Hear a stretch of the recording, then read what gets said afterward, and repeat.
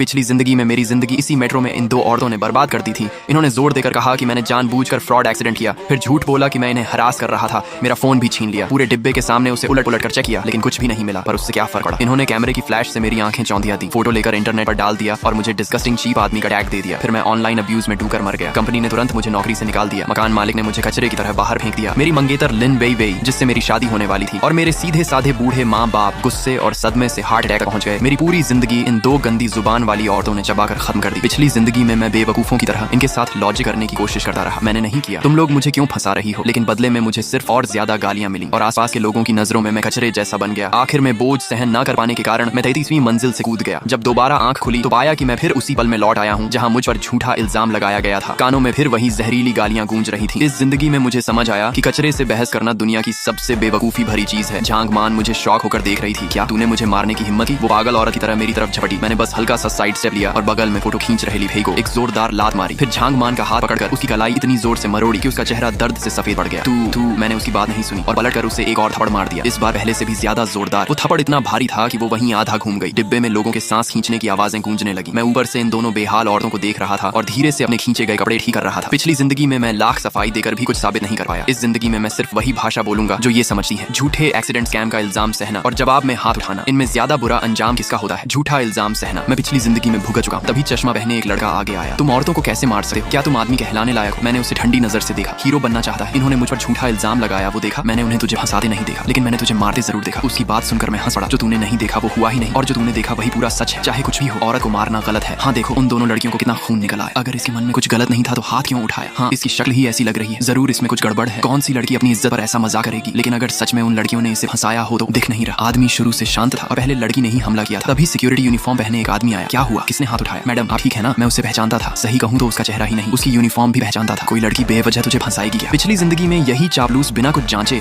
मेरा फोन छीन कर ले गया था और बोला था कि सीसीटीवी खराब है, जिससे मैं कभी खुद को बेगुनाह साबित ना कर सकूं। झांग मान को जैसे तारणहार मिल गया। उसकी आंखों में तुरंत आंसू आ गए। यही आदमी है, इसने जानबूझकर एक्सीडेंट स्कैम किया और हमें हरास किया। पकड़े जाने पर हमें मारने लगा। वांग झुन ये सुनते ही गुस्से से भर गया और मेरी तरफ उंगली दिखाकर बोला, फोन निकालो और तुरंत मेरे साथ सिक्योरिटी रूम चलो। सुनाई नहीं दे रहा? मैं हंस पड़ा। ऐसी हंसी कि उसके रोंगटे खड़े हो गए, सिर्फ इसलिए क्योंकि मैंने तुम्हें मारते देखा। तुम्हारे जैसे लोगों को सख्त सजा मिलनी चाहिए। वांग झुन आंखें फाड़कर वही पुराना डायलॉग मार रहा था। मैं उससे बहस करने के मूड में नहीं था। मैंने अपना फोन निकाला और सबके सामने सीधे 110 पर कॉल लगा दी।